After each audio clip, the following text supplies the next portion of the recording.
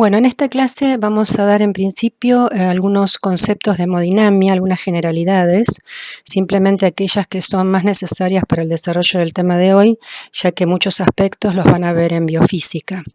Luego repasaremos algunas características de la presión arterial y por último hablaremos de los mecanismos de regulación de la presión arterial. Bueno, aquí tenemos representado el aparato cardiovascular. A modo de repaso, recuerden que la sangre carboxigenada fluye de las vénulas a las venas y de allí a través de la vena cava ingresa al corazón derecho, aurícula, pasa a ventrículo a través de la válvula tricúspide y de allí, tras la apertura de la válvula pulmonar, la sangre pasa por la arteria pulmonar, ojo que esto es una arteria pero funcionalmente se comporta como una vena, hasta llegar a los capilares pulmonares donde se realiza el intercambio gaseoso.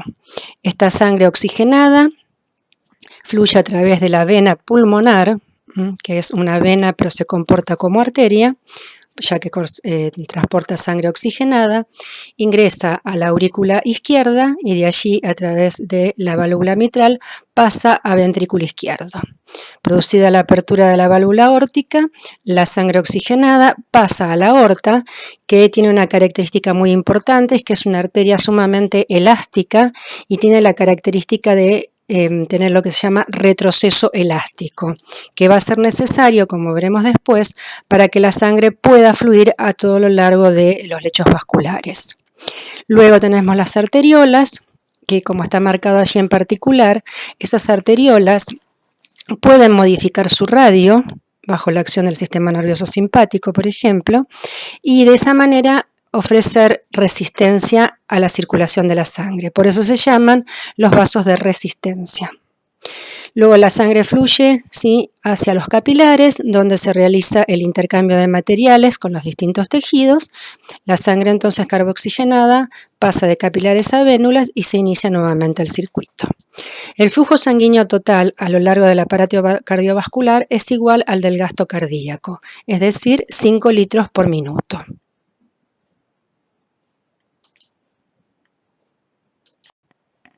Bueno, esto también es a modo de repaso para mostrar las diferencias entre los distintos vasos. Fíjense, la arteria se caracteriza por tener un diámetro importante, y tener paredes sumamente gruesas, alrededor de 1 milímetro. Y está compuesta por endotelio, tejido elástico, bastante fibras elásticas, músculo lisovascular y también tejido fibroso. Las arteriolas, como verán, el espesor es menor, tiene 6 micrómetros de espesor, y su diámetro es de 30 micrómetros en contra de 4 que tiene la arteria, y tiene abundante músculo lisovascular. Los capilares obviamente son los que tienen un diámetro muy pequeño y son bastante delgados y están constituidos exclusivamente por endotelio. ¿Qué pasa con las vénulas? Bueno, las vénulas sí tienen un diámetro bastante mayor que el endotelio, y el grosor de las paredes son el doble que el de los capilares y tienen tejido fibroso.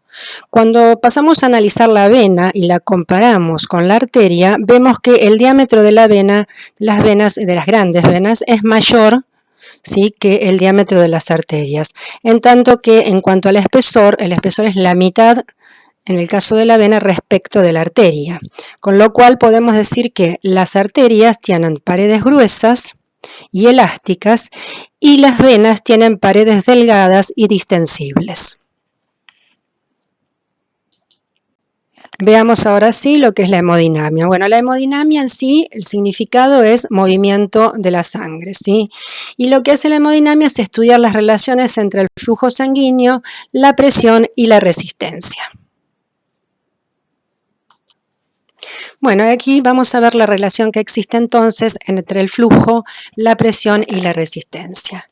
En esta figura, 14.3, tenemos representado un vaso, el extremo del vaso a la izquierda con una determinada presión denominada 1 y una presión denominada 2 en el extremo derecho.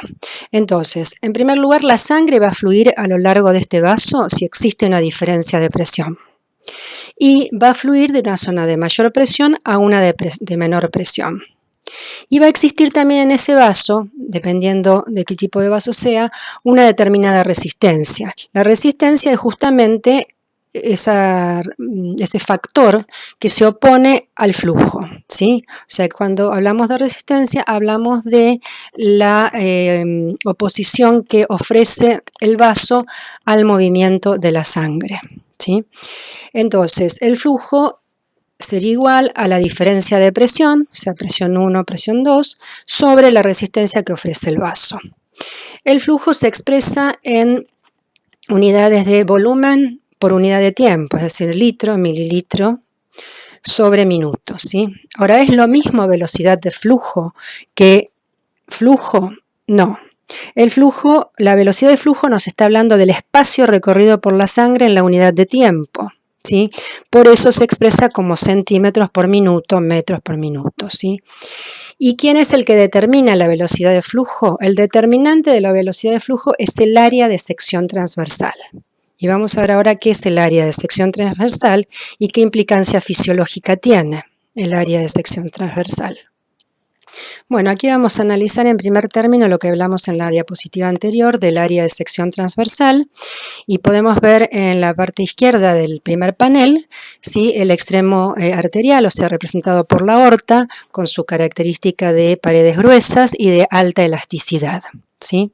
En el otro extremo, en la parte media, tenemos los capilares y en el otro extremo tenemos la vena, que tiene la característica de tener paredes muy delgadas y ser muy distensible. Por lo cual, como veremos después, actúan o sirven como reserva de volumen, o sea, pueden albergar grandes volúmenes de sangre. Y analicemos ahora el área de sección, que podemos imaginarlo como superficie, si queremos, para hacerlo más fácil. Fíjense que a nivel del extremo arterial, o sea, en la aorta, el área de sección es de 2,5 centímetros al cuadrado. ¿Qué pasa a nivel de los capilares? A nivel de los capilares, el área de sección, o la superficie, es de 2.500 centímetros cuadrados, o sea, es muchísimo mayor. Y es también mayor que el área de sección a nivel de las venas, que es de 8 centímetros cuadrados. Dijimos que la velocidad de flujo era inversamente proporcional al área de sección transversal. Quiere decir que si el área de sección transversal es muy alta a nivel de los capilares, la velocidad del flujo va a ser baja, francamente baja, ¿sí? ¿Y qué importancia fisiológica tiene que la velocidad de flujo a nivel de los capilares sea baja? La importancia es que a nivel de los capilares, si recordamos el circuito, a nivel de los capilares es donde se hace el intercambio de materiales entre los tejidos y la sangre. De manera que el hecho de que la velocidad de flujo sea lenta favorece ese intercambio. Es como si le diera el tiempo suficiente para que se produzca el intercambio.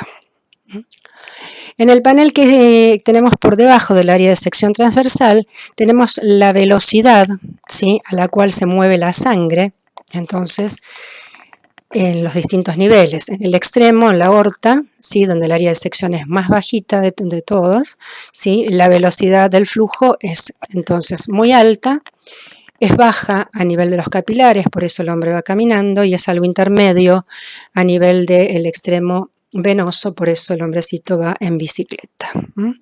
Si analizamos las variaciones de presión, la presión es máxima en el extremo de la aorta, aproximadamente 100 milímetros de mercurio, 30 a nivel de los capilares y 5 a nivel del extremo venoso. Después vamos a analizar estas variaciones.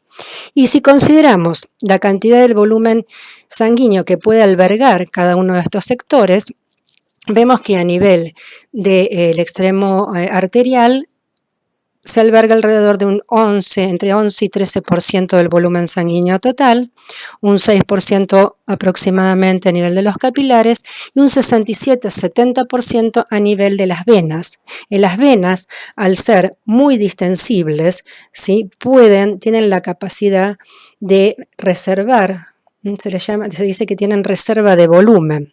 Por lo tanto, como tienen tanto volumen albergado, al comprimirse pueden desplazar sangre desde la circulación periférica al corazón y a las arterias.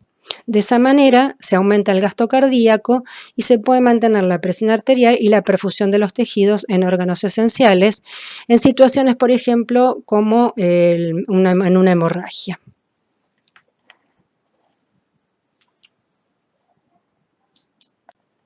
Bueno, aquí tenemos el ejemplo. Fíjense la velocidad de flujo a nivel de la aorta. El flujo es el mismo en todo el territorio, ¿no? Son 5 litros por minuto. Y bueno, ahí tenemos la diferencia entre velocidad de flujo en la aorta, 33 centímetros por segundo, en los capilares 0,3. Y en el extremo derecho tenemos las áreas, que es lo mismo que les había comentado antes, pero ahora expresado en números. Aquí tenemos representados los distintos tipos de flujo. En primer lugar, el flujo laminar, donde vemos que la sangre fluye de manera de láminas, ¿no? Cierta forma de láminas, siendo la velocidad del flujo mayor en la parte central y menor en las zonas cercanas a los vasos, porque produce rozamiento y eso las retrasa un poco más, ¿sí? Y este flujo laminar tiene gran velocidad en los vasos grandes, ¿sí? En tanto que la velocidad baja en vasos chicos porque justamente las láminas o las capas están muy próximas a la pared del vaso. En la parte inferior tenemos representado el flujo turbulento, donde la sangre fluye tanto transversal como longitudinalmente al eje del vaso, formándose una serie de remolinos, ¿sí? Esto se puede observar en algunas bifurcaciones, como pueden ser en la arteria pulmonar, en el seno carotídeo, ¿sí?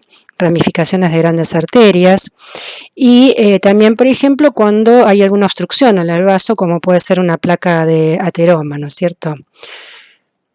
Existe, lo van a encontrar en los libros, pero yo acá no se los voy a dar para no excederme con fórmulas, un número que se llama número de Reynolds, que es un número que relaciona el diámetro del vaso con la densidad de la sangre, la velocidad de flujo y la viscosidad. Este número de Reynolds nos está indicando el grado de turbulencia, ¿sí? Cuanto más alto es el número de Reynolds, mayor es la turbulencia. Pero bueno, por ahora el tema de la fórmula la vamos a obviar, simplemente conocer que existe y qué es lo que nos está indicando.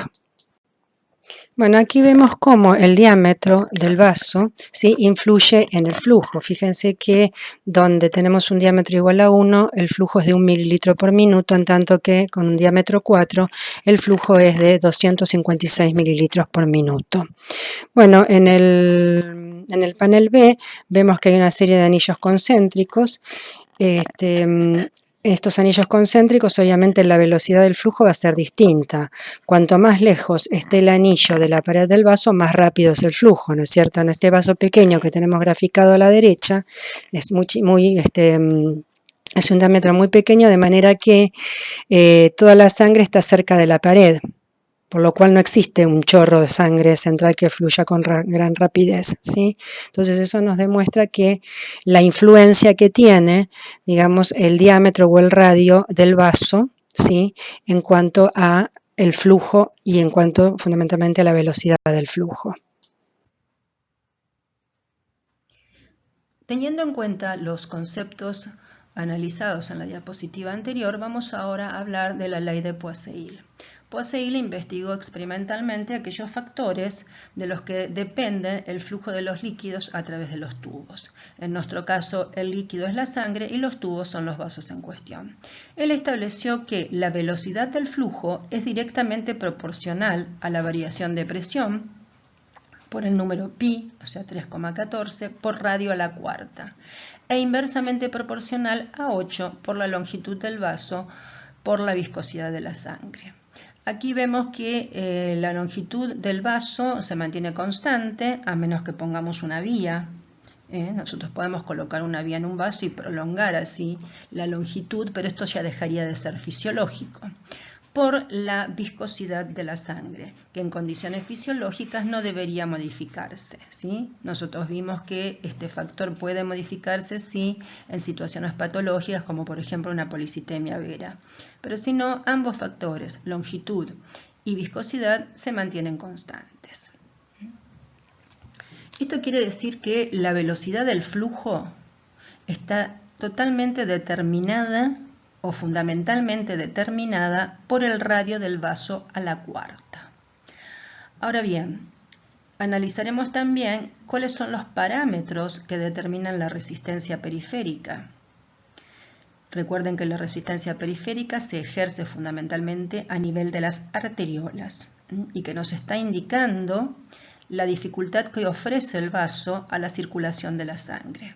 Y en este sentido vemos que la resistencia periférica es directamente proporcional a 8 por la longitud del vaso por la viscosidad de la sangre e inversamente proporcional a pi por radio a la cuarta. Quiere decir que si el radio del vaso disminuye, como ocurre en la vasoconstricción, la resistencia periférica aumenta. En cambio, si el radio a la cuarta del vaso en cuestión aumenta, la resistencia periférica disminuye.